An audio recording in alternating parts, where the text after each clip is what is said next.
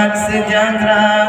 Belagi adik dengan Jun Abang, belagi Adam dengan Siti Hawa,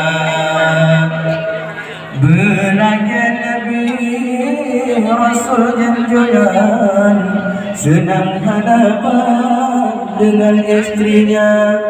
Bergebile Allah, bergebile Tuhan, Jun adil sayang murid bahagia. Belagi Yusuf dan istri Gopnyan, urongan malam sabi setia. Belagi Ali dan ada janjungan, hudib kesenang luar biasa. Menansyid lain adik dan abang, yang golong tunangan minta bersigrah, minta belanja urongan malam, mengena pendampingan hudib bahagia. Besa-besa bertanya tahi malam, hanya syid pantai di samping kata, menyembahkanlah gebile Tuhan, drone senang akhirat dunia.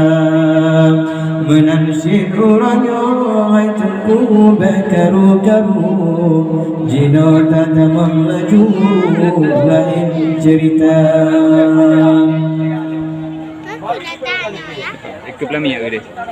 Orang sebapa metulah kisah, memacam ulah pantun kejahe. Orang pengantin puno sejarah, catatan indah getahnya ukir.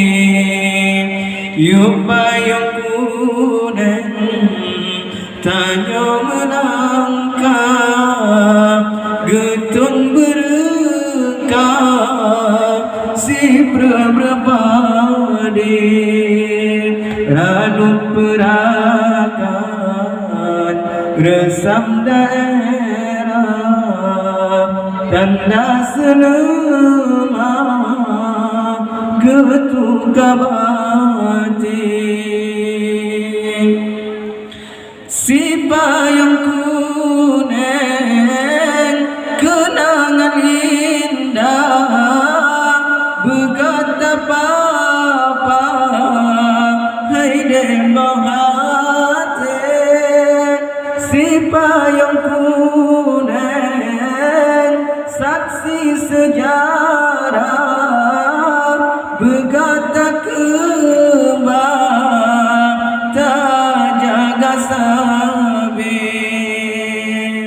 Bapi getahnya siat mepisah, gatalan kembang bermangat ate, lonja merantau minta nafkah, doa Allah tilwa tasabi.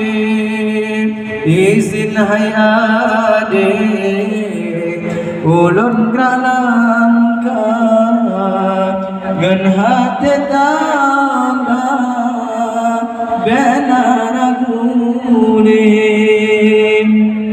Jampang taridu lun wa berbangga, payung tak berhak keubar hati.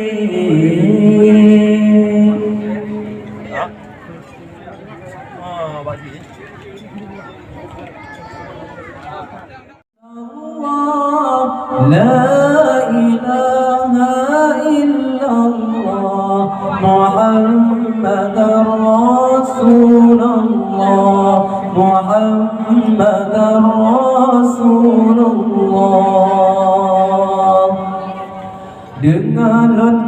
kisah khabaran sufi labuhan haji tanah ulama di sinan makam Syekh Budawali yang aman sufi lagi mulia dengan kisah khabaran sufi labuhan haji tanah ulama di sinan makam Syekh Budawali yang aman sufi lagi mulia. La ilaha illallah. La